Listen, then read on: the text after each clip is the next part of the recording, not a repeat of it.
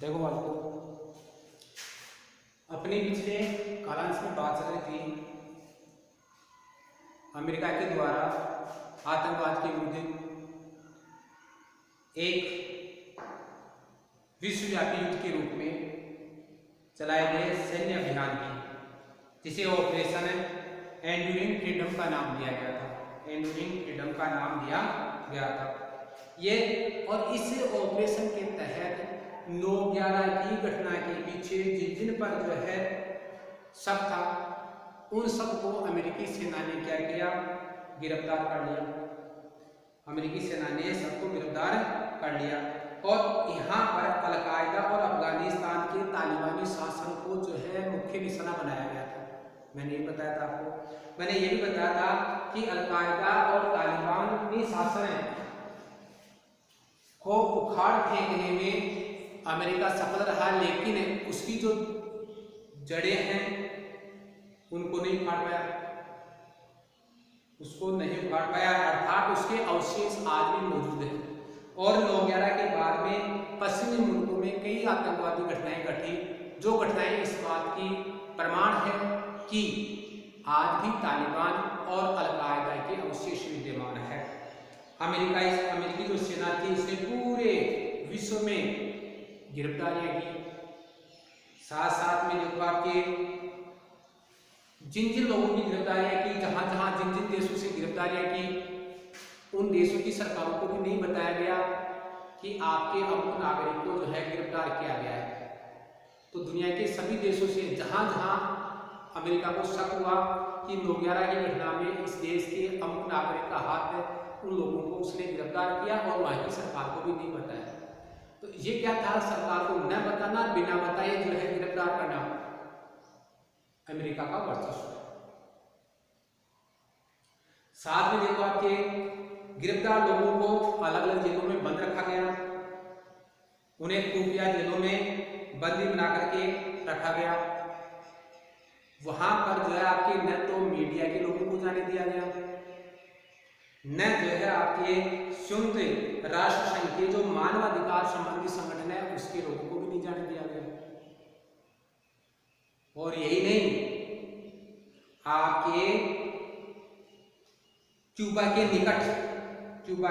निकट अमेरिकी नौसेना का ठिकाना है।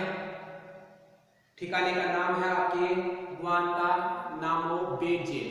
गुआंतानामो बे ये ठिकाना है और यहाँ पर जेल बनी हुई है, तो जिसे गुआंतानामो बे जेल कहते हैं। तो इस गुआंतानामो बे में जो है आपके लगभग 600 से भी ज़्यादा कैदियों को रखा गया था। और सबसे बड़ी बात तो यह है कि यहाँ पर जो कैदियों की जांच कर रहे थे अमेरिका के अधिकारी, और उन लोगों ने जिनको निर्दोष पाया, उन लोगों को भी सेना ने मुक्त नहीं किया, उन लोगों को भी उस जेल में रखा गया। यहाँ पर आपके संयुक्त राष्ट्र संघ के जो प्रतिनिधि थे उनको भी उन लोगों से नहीं मिलने दिया गया। और अमेरिकी कानून ने अंतर्राष्ट्रीय कानून की भी अनदेखी की, यानी मानवाधिकार नाम की कोई चीज नहीं जो है उन लोगों के साथ नहीं बरती गई। तो इतनी जो आपके इतनी बड़ी जो सजा है उन लोगों को दी गई जो शायद इस घटना में साझेदार नहीं थे। कौन सी में? 9/11 की घटना में साझेदार नहीं थे। उनको वो इस घटना में किसी भी रूप से भागीदार भी नहीं थे, वो बिल्कुल जो है आपके निर्दोष थे। ऐसे लोगों को भी वहां पर अमेरिका ने सजा दी। अब आता है आपके दूसरी घटना और है आपके इराक पर आक्रमण। इराक पर आक्रमण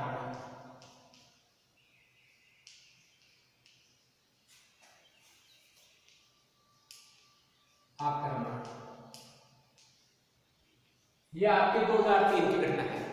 आपने एक पहले दो जो है आपके 1990 की घटना पड़ी थी जब इराक ने कुवैत पर हमला कर लिया, जो है अधिकार कर लिया था। लेकिन अब जो है आपकी ये 2003 की घटना है। 2003 के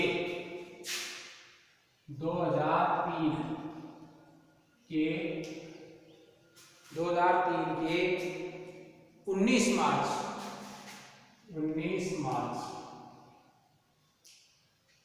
2003 के 19 मार्च को देखो आपके अमेरिका ने ऑपरेशन इराकी फ्रीडम, है ना, को operation Iraqi freedom, operation Iraqi freedom नाम से जो है आपने क्या किया, सैन्य हमला किया। ऑपरेशन इराकी फ्रीडम जो है आपके एक उपनाम था, इस उपनाम से जो है अमेरिका ने क्या किया, इराक पर हमला किया। इराक पर हमला किया। अमेरिकी अगुवाई वाले इस हमले में आपके अमेरिका की अगुवाई करने वाले, अमेरिका का सहयोग करने वाले collision of Williams, collision of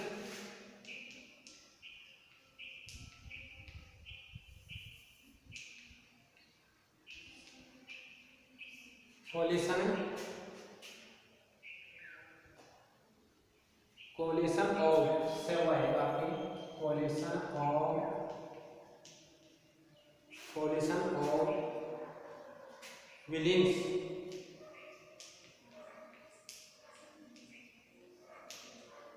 collision of Williams, इसका मतलब होता है आकांक्षाओं का महाजोट।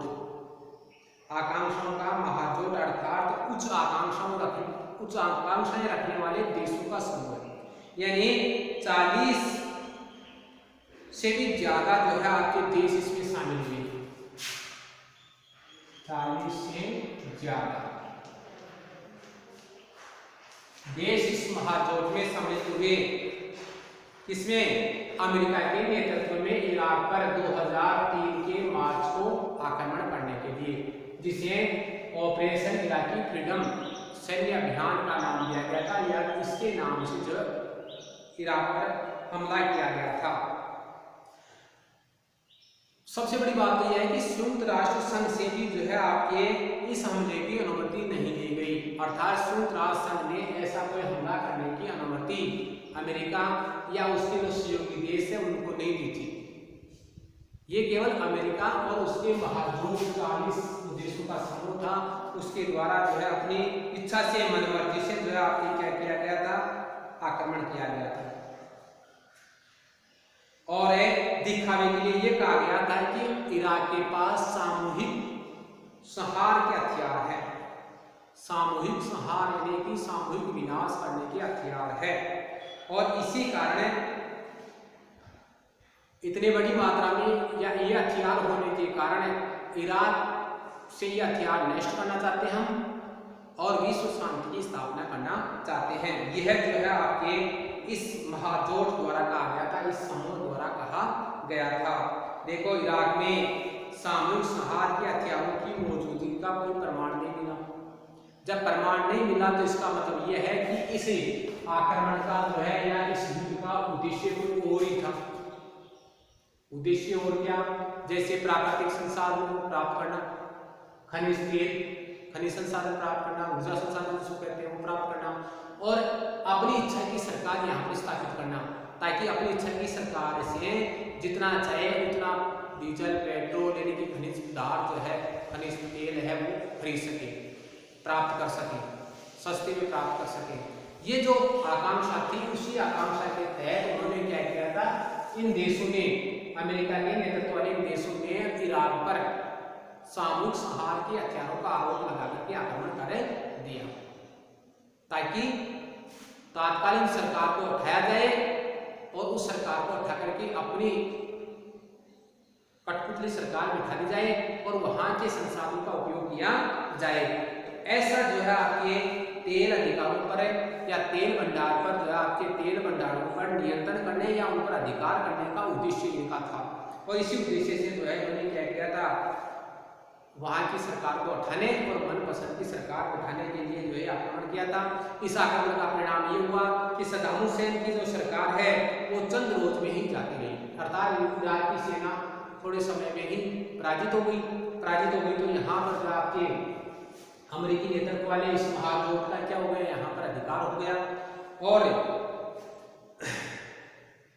उन्होंने जो है अपनी मनपसंद की सरकार वहां पर स्थापित कर दी। हालांकि सद्दाम हुसैन जो पहले से राष्ट्रपति था वहां का उसकी सरकार चली गई, लेकिन अमेरिकी नेतृत्व ने क्या किया, अपने पसंद की वहां पर सरकार स्थापित कर दी। अब देखो यहाँ पर बात यह है कि इतनी बड़ी भरकम सेना 40 देशों की एक बड़ी फौज ने यहाँ पर जो है आक्रमण किया, अधिकार कर लिया, लेकिन वहां शांति स्थापित करने में ये सफल नहीं हुई। वहां के लोगों को शांति स्थापित करने में अमेरिका भी सफल नहीं हुआ। हालांकि अमेरिका एक शक्तिशाली देश था, उसने तुरंत विजय प्राप्त कर ली, लेकिन वो विजय तब सफल मानी जाती है जब वो वहां पर शांति स्थापित करने में सफल हो जाए। तो अमेरिका वहां पर शांति स्थापित करने में सफल नहीं हुआ। आपके इराक में अमेरिका के खिलाफ एक पूर्णव्यापी आंदोलन छिड़ गया, विद्रोह छिड़ गया, और विद्रोह किसने किया, जनता ने किया।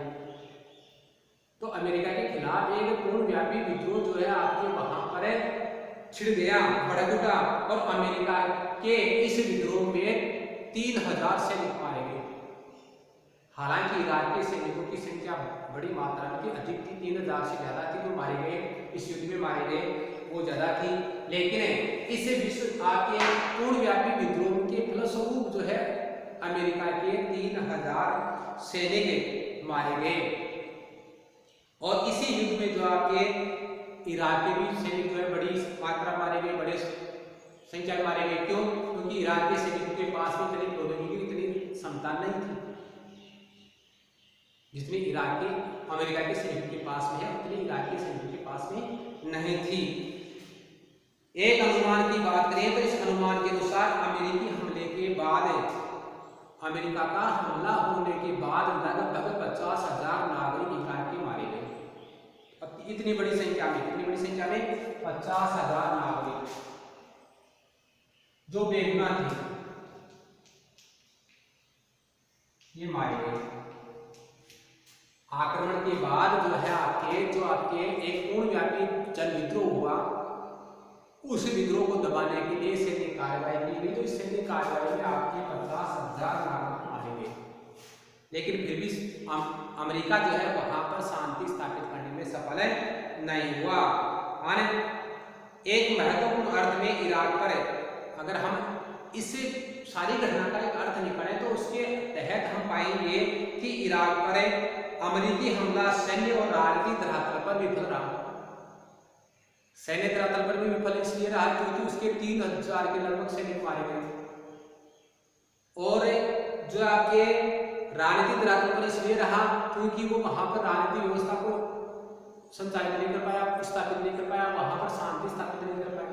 उसके विरुद्ध में एक पूर्णव्यापी क्या हो गया, विद्रोह, जनता का विद्रोह जो है वो हो गया, जिस विद्रोह में वहां की राजनीतिक पार्टियां भी थी, वहां के लोग भी थे, वहां के सैनिक भी थे।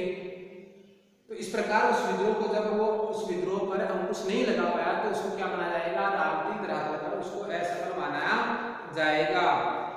तो सैन्य और राजनीतिक दोनों ही धरातलों पर अमेरिका क्या हो गया, इस युद्ध में असफल हो गया। हालांकि युद्ध में विजय प्राप्त कर ली, लेकिन वहां पर पूर्ण शांति स्थापित करने में वो असफल हो गया। अब बात आती है कि क्या होता है वर्चस्व का अर्थ। हम वर्चस्व की बात कर रहे हैं, यहाँ पर अमेरिकी वर्चस्व पढ़ रहे थे आप।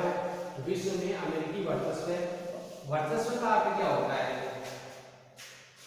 क्या होता है वर्चस्व का अर्थ, क्या होता है वर्चस्व का अर्थ। तो देखो आपके राजनीति एक ऐसी कहानी है जो शक्ति के इर्द गिर्द घूमती है। राजनीति की बात करें तो राजनीति एक ऐसी कहानी है जो शक्ति के इर्द गिर्द घूमती है, यानी कि इसके आसपास शक्ति होती है, यानी जिसके पास में राजनीति है उसके पास में शक्ति जरूर होती है। किसी भी आम आदमी की बात करें तो आम आदमी की तरह ही हर सोमवार शक्ति प्राप्त करना चाहता है। जैसे आम आदमी के बारे में कहते हैं कि अमुक आदमी जो है आपकी क्या कर रहा है, ताकतवर होता जा रहा है, अमुक आदमी के पास में ताकत बढ़ रही है ना, या अमुक व्यक्ति ताकत प्राप्त करने में तुला हुआ है। यही स्थिति देशों की है, यही स्थिति देशों की है। देशों के लिए भी यही कहा जाता है कि अमुक देश ताकतवर बनता जा रहा है, अमुक देश ताकतवर बनने पर तुला हुआ है, अमुक देश ताकतवर है। ये बात के देशों के लिए होती है। तो हर देश क्या करा जाता है, ताकत प्राप्त करना और उसको बनाए रखने की कोशिश में लगा जाता है। प्रत्येक देश चाहता है कि वो आर्थिक रूप से, राजनीतिक रूप से और सांस्कृतिक बढ़त के रूप में ताकतवर हो। वो अपने प्रभुत्व को स्थापित करना चाहता है कि सैन्य ताकत के आधार पर प्रभावशाली हो, उसकी सेना की ताकत को, प्रभाव को दुनिया के सभी देश माने। आर्थिक आधार पर कि उसकी अर्थव्यवस्था इतनी मजबूत हो कि दुनिया उसका आर्थिक आधार पर सम्मान करे। राजनीतिक रूप भी दिखाना चाहता है, इसलिए राजनीतिक शक्ति को बढ़ाना चाहता है। और साथ साथ में वो चाहता है कि उसकी सांस्कृतिक बढ़त भी हो और उसकी संस्कृति को दुनिया के दूसरे देश अपनाए। सांस्कृतिक बढ़त कब मानी जाती है, जब दुनिया उस देश की संस्कृति को अपनाने लग जाती है या दुनिया में उस देश की संस्कृति का प्रभाव बढ़ने लग जाता है। तो इसका मतलब ये होता है कि ये देश सांस्कृतिक आधार पर भी प्रभावशाली है, सांस्कृतिक शक्ति भी इसके पास में है। तो यही कारण है, अगर हम विश्व राजनीति को समझना चाहें तो विश्व राजनीति को समझने से तो हमें विश्व के विभिन्न जो देश है उनके बीच शक्ति के बंटवारे को भी समझना आवश्यक है। अगर हम विश्व राजनीति को समझना चाहते हैं तो इसको समझने से पहले हमारे लिए ये भी जरूरी है कि विश्व में राजनीतिक शक्ति किस प्रकार बटी हुई है। अगर हमें शीत युद्ध के समय की बात करें 1945 से 1993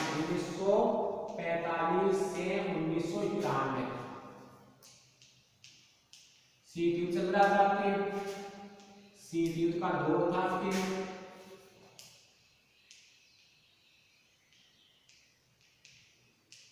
इस दौर की बात करें तो यहाँ पर जो आपके शक्ति दो गुटों के बीच में बटी हुई थी, दो ताकतों के बीच में बटी हुई थी। एक ताकत आपके संयुक्त राज्य अमेरिका और दूसरा आपके सोवियत संघ का, दोनों गुटों के बीच में शक्ति बटी हुई थी, हाँ ना। और इस प्रकार शक्ति के दो केंद्र हो गए, एक केंद्र आपके संयुक्त राज्य अमेरिका और दूसरा आपके सोवियत संघ। इस प्रकार शक्ति के केंद्र हो गए, दो केंद्र हो गए। तो बेटा उस समय दो केंद्र थे, लेकिन जैसे ही आपके सोवियत संघ का विघटन हो गया तो दुनिया में एक ही शक्ति रह गई, शक्ति का एक ही केंद्र रह गया, कौन? संयुक्त राज्य अमेरिका। तो देखो आपके जब सोवियत संघ के पतन के बाद दुनिया में एकमात्र महाशक्ति अमेरिका बचा। सोवियत संघ का पतन हो गया, सोवियत संघ टूट गया, तो वो उसकी शक्ति क्या हो गई? समाप्त हो गई, विखंडित हो गई, क्षीण हो गई। और अब एक शक्तिशाली केवल कौन बचा? अमेरिका बचा, जो मैंने बताया। जब अंतरराष्ट्रीय व्यवस्था में किसी एक महाशक्ति या कहें कि उद्यत महाशक्ति के दबदबे में अंतरराष्ट्रीय व्यवस्था आ जाती है, जब अंतरराष्ट्रीय व्यवस्था किसी एक महाशक्ति के दबदबे में आ जाती है तो उसे एक ध्रुवीय व्यवस्था कहा जाता है। तो यहाँ पर विश्व की जो व्यवस्था है वो सारी किसके अधीन आ गई? संयुक्त राज्य अमेरिका, संयुक्त राज्य अमेरिका के दबदबे में आ गई, प्रभाव में आ गई। और इसे हम क्या कहते हैं? एक ध्रुवीय व्यवस्था कहते हैं, एक ध्रुवीय व्यवस्था कहते हैं। लेकिन देखो भौतिक विज्ञान है आपके बिहारी वाले, भौतिक विज्ञान चलती है ना, साइंस वाले बच्चों की क्लास में। हाँ, तो भौतिक विज्ञान में ध्रुव शब्द आता है। हमने भी क्या कहा? एक ध्रुवीय व्यवस्था।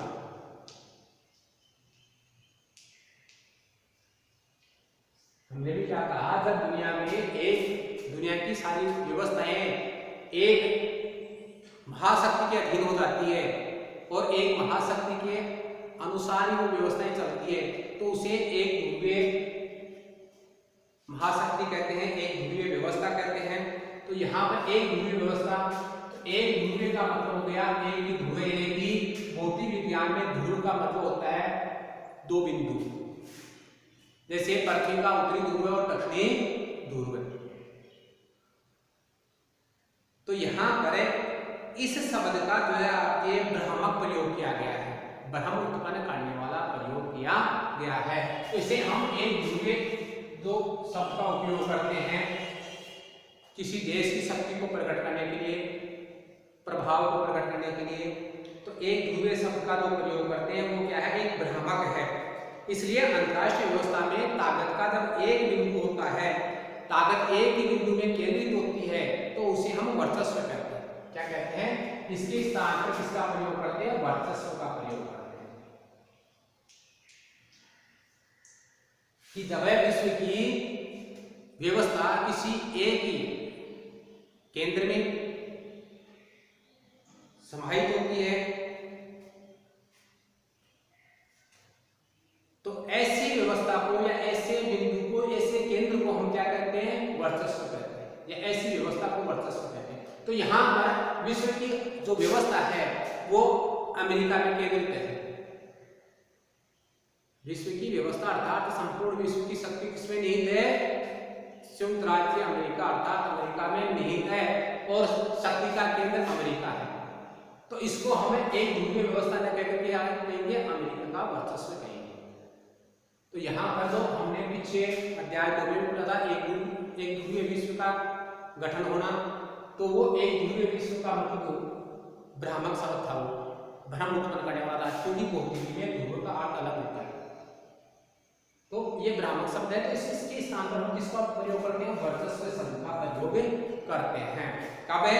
जब अंतरराष्ट्रीय व्यवस्था में ताकत का एक ही केंद्र होता है, अंतरराष्ट्रीय व्यवस्था में ताकत का एक ही केंद्र होता है, तब हमें वर्चस्व शब्द का प्रयोग करते हैं। किसके लिए? उस केंद्र के लिए। तो हमारी अंतरराष्ट्रीय व्यवस्था में ताकत का केंद्र एक ही है, संयुक्त राज्य अमेरिका, इसलिए इसके लिए हम क्या करते हैं? वर्चस्व शब्द का प्रयोग करते हैं।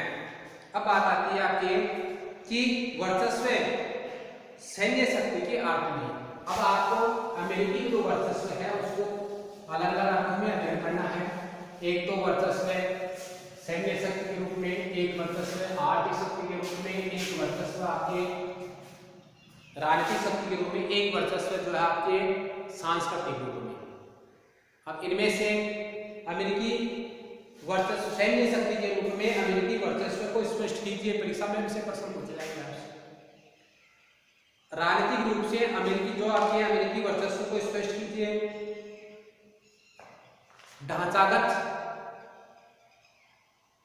व्यवस्था में या ढांचागत जो आपके ताकत है उसके अर्थ में अमेरिकी वर्चस्व को जो है स्पष्ट कीजिए। तो पहले आप सैन्य शक्ति के अर्थ में लेते हैं वर्चस्व। इसका वर्चस्व है अमेरिका का वर्चस्व, सैन्य शक्ति के रूप में।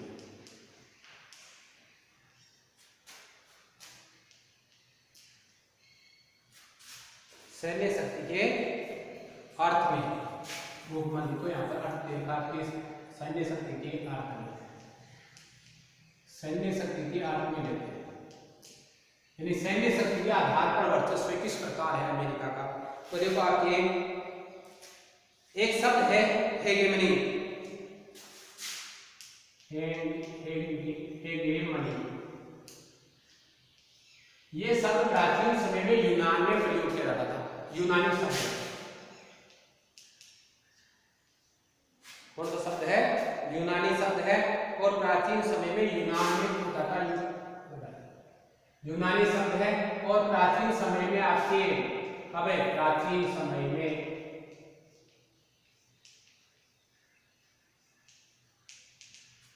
यूनान में प्रयोग होता था इसका।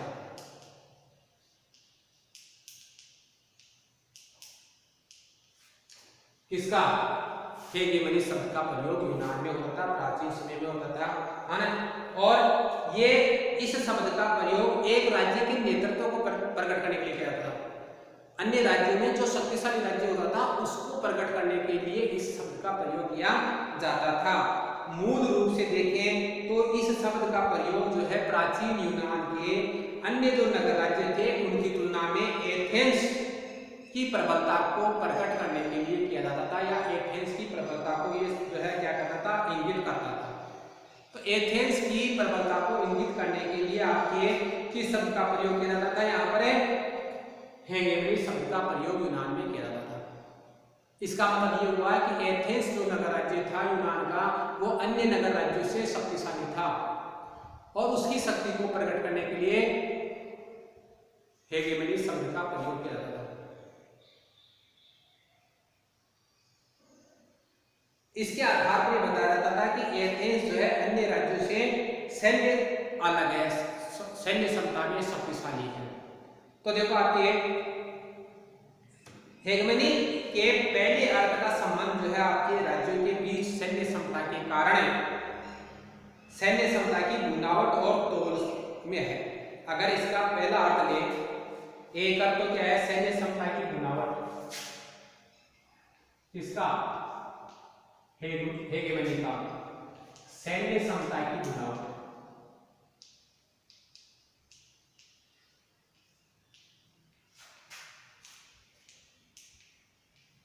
और सैन्य क्षमता की बनावट, और सैन्य क्षमता की बनावट का मतलब निर्माण और तौल से, और किससे, तौल से, क्यों, कितनी शक्तिशाली है, तौल लाया तौल से, तौल से ये कितनी शक्तिशाली है। एक तो बनावट, सैन्य क्षमता किस प्रकार की होगी, किस प्रकार की सेनाएं हैं, कितने अंग है, और एक उसमें कितनी ताकत है, इसको इंगित करने के लिए हेगमनी शब्द का प्रयोग किया जाता है। तो हेगमनी का एक अर्थ हो गया जो है आपके एथेंस की सैन्य बनावट और तौल से है। हेगमनी से ध्वनित सैन्य प्राबल्य का यही अर्थ आज विश्व राजनीति में अमेरिका की हैसियत को बताने के में इस्तेमाल होता है। तो हेगमनी जो शब्द है उससे जो ध्वनित अर्थ निकल रहा है, या इस शब्द से जो ध्वनि निकल रही है वो सैन्य प्रबलता को प्रकट करने के लिए काम में ली जाती है। यानी कि इस शब्द की जो ध्वनि है वो किसको प्रकट कर रही है, सैन्य क्षमता को प्रकट कर रही है। और उसी का अर्थ आज जो है हम अमेरिका की सैन्य क्षमता को प्रकट करने के लिए करते हैं कि अमेरिका क्या है, विश्व में एक सैन्य क्षमता के आधार पर, सैन्य प्रबलता के आधार पर, सैन्य बनावट के आधार पर शक्तिशाली है, सैन्य बनावट के आधार पर शक्तिशाली है। विश्व राजनीति में अमेरिका की हैसियत को बताने के लिए भी इसका इस्तेमाल होता है। दूसरा, राजनीतिक हैसियत बताने के लिए, दूसरा क्या हो गया, राजनीतिक हैसियत के तौर पर भी इसका प्रयोग होता है कि राजनीतिक हैसियत के आधार पर भी अमेरिका क्या है, दुनिया से शक्तिशाली है, अधिक क्षमता वाला है ना। अब देखो आपको क्या आयशा वाली बात याद है, आयशा, आयशा की बात याद है। आयशा जो है आपके बताया था, जिसका जिक्र किया था, उसकी एक टांग जो है अमेरिकी हमले में चली गई थी, है ना। यहाँ वह सैन्य वर्चस्व की शिकार किसी न किसी के ऊपर में हुई थी, उसकी टांग चली गई थी। मैंने कहा था कि आपने तीनों की बातें देखी थी आपने, आयशा, जादू, तो उनमें आयशा की बात बताई थी मैंने कि उसकी एक टांग जो है आपके चली गई थी, वो अपने साथियों के साथ जो है किसी ठिकाने पर या किसी स्थान पर छुपी हुई थी, वहां पर एक मिसाइल आके गिरी, उसकी टांग चली गई, वो विकलांग हो गई, वो डॉक्टर बनना चाहते थे। तो यहाँ पर उसकी टांग क्यों गई, अमेरिकी हमले में अमेरिका द्वारा दागी गई मिसाइल से गई। तो वो मैंने बताया था तीनों जो व्यक्ति थे, उन तीनों व्यक्तियों का भाई अमेरिकी वर्चस्व से इनका संबंध है। तो अमेरिकी वर्चस्व का संबंध यहाँ पर आता है कि वर्चस्व का प्रतीक है, जिस वर्चस्व के कारण उसकी टांग चली गई, अमेरिका के सैन्य वर्चस्व के कारण उसकी टांग चली गई। तो देखो आपके उस हमले ने आयशा की आत्मा को तो नहीं मारा, लेकिन उसको शरीर से क्या कर दिया, आपके पंगु जरूर बना दिया, शरीर से विकलांग हो गई। आत्मा तो उसकी वैसे रही कि मैं डॉक्टर बनूंगी तो डॉक्टर ही बनूंगी, ऐसा उसका जो संकल्प था वो तो वही रहा, लेकिन वो शरीर से क्या कर दिया गया, उसको अपंग बना दिया गया, पंगु बना दिया गया। तो अमेरिका की जो मौजूदा ताकत है, उस मौजूदा ताकत की रीढ़ उसकी बड़ी चढ़ी जो है आपके सैन्य क्षमता है। आज अमेरिका दुनिया में सबसे ताकतवर क्यों है, क्योंकि उसकी रीढ़ जो शरीर को थामे रखती है, मुख्य हड्डी, वो उसकी सैन्य क्षमता है। और सैन्य क्षमता में अमेरिका इतना आगे है कि दुनिया का कोई भी देश उसकी बराबरी नहीं कर सकता, यानी उसकी सैन्य क्षमता बेजोड़ है। आज अमेरिका की सैन्य शक्ति अपने आप में अनूठी है, और बाकी जो देश है उन देशों की तुलना में अभी बताया मैंने बेजोड़। क्यों? क्योंकि दुनिया का कोई भी देश उसकी सैन्य क्षमता का मुकाबला नहीं कर सकता। अगर अनूठी की बात करें तो अनूठी तो इस अर्थ में कि आज अमेरिका अपनी सैन्य क्षमता के बूते पूरी दुनिया में कहीं पर भी निशाना साध सकता है। बताया मैंने अनूठी क्यों है, अनोखी क्यों है? क्योंकि अपनी सैन्य क्षमता के बूते पर अमेरिका अगर दुनिया के किसी भी देश में जाए तो वहां से क्या कर सकता है, निशाना साध सकता है, सैन्य क्षमता से निशाना साध सकता है। और एकदम सही और सटीक निशाना, ये भी नहीं कि निशाना साध लिया, निशाना लक्ष्य पर पहुंचा या नहीं पहुंचा, नहीं, निशाना सटीक होगा, लक्ष्य पर होगा, है ना, और घातक वार करेगा।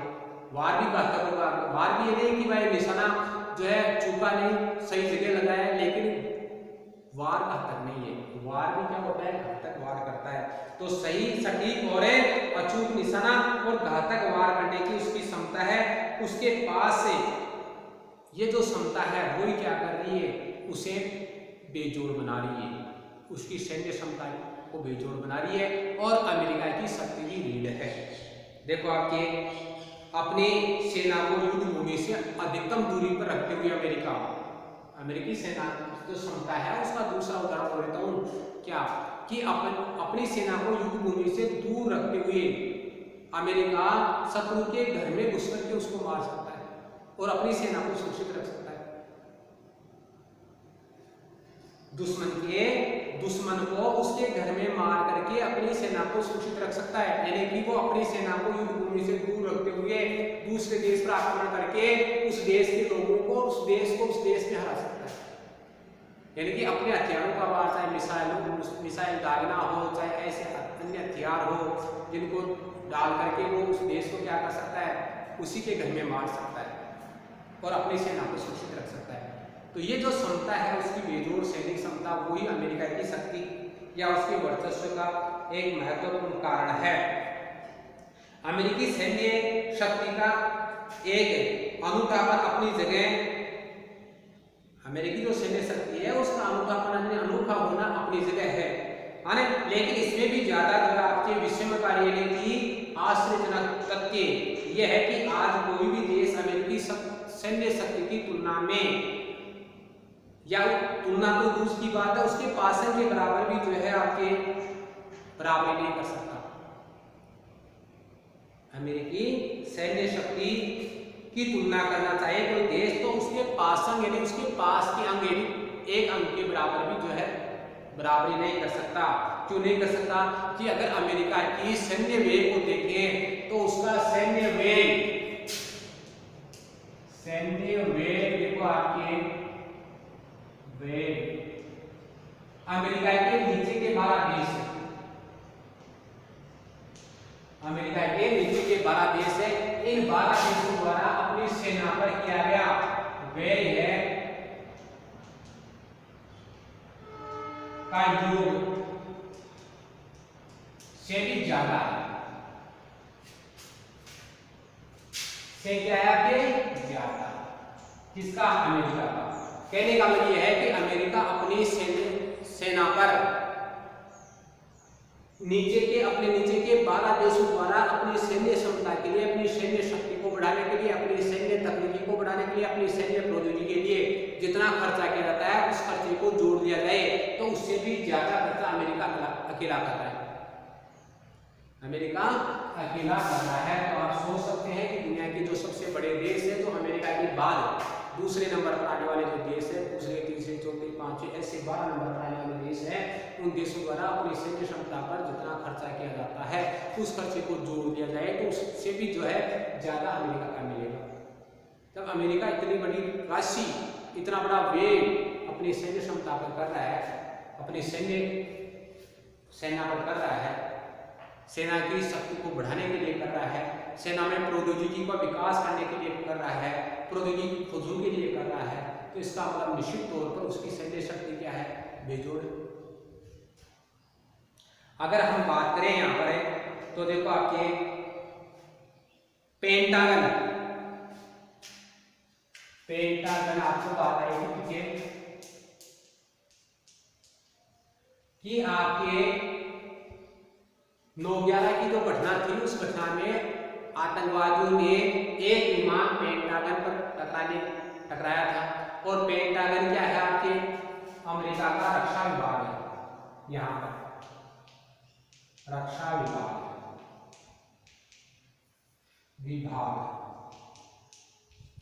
तो यहाँ पर पेंटागन का मतलब है अमेरिका का रक्षा विभाग। तो देखो आपके पेंटागन अपने बजट का एक बड़ा हिस्सा रक्षा अनुसंधान इस पर करता है। एक हिस्सा और वो भी बड़ा, एक बड़ा हिस्सा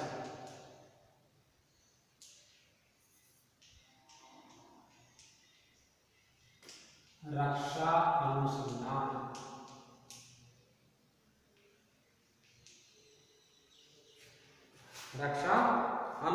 पर खर्च करता है।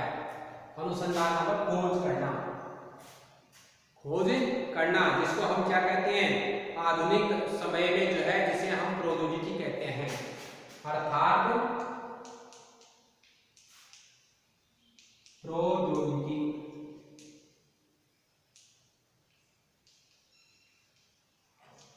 प्रौद्योगिकी पर खर्च करता है। तो किसका? अपने बजट का क्या है? रक्षा विभाग है तो सेना का है। और सेना का कुल बजट कितना बताया मैंने कि 12 देश अपनी सेना पर खर्च करते हैं, उससे ज्यादा अमेरिका करता है। अब उस बजट में से आपके एक बड़ा हिस्सा जो है रक्षा अनुसंधान पर करता है, यानी कि सेना के लिए नए नए अस्त्र शस्त्र की खोज में, नई नई तकनीकी की खोज में, ताकि उस तकनीकी का उपयोग सेना में करके और शत्रु को मात दी जा सके, अपनी सेना को सुरक्षित रखा जा सके, शत्रु देश से दूर रखा जा सके, और देश से दूर रखते हुए उसको उसी के घर में मारा जा सके, हराया जा सके। ऐसी नई नई तकनीकी खोजने के लिए क्या रहता है, जिसको हम प्रौद्योगिकी कहते हैं। इसको क्या कहते हैं?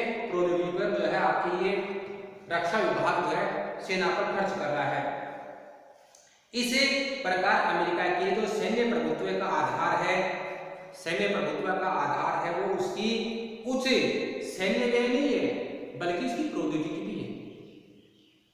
अमेरिका की सैन्य क्षमता का जो आधार है वो 12 देशों के युद्ध जो खर्चा है उससे भी ज्यादा व्यय करना ही नहीं है, बल्कि यहाँ पर प्रौद्योगिकी में व्यय हो रहा है। तो प्रौद्योगिकी का भी विकास है।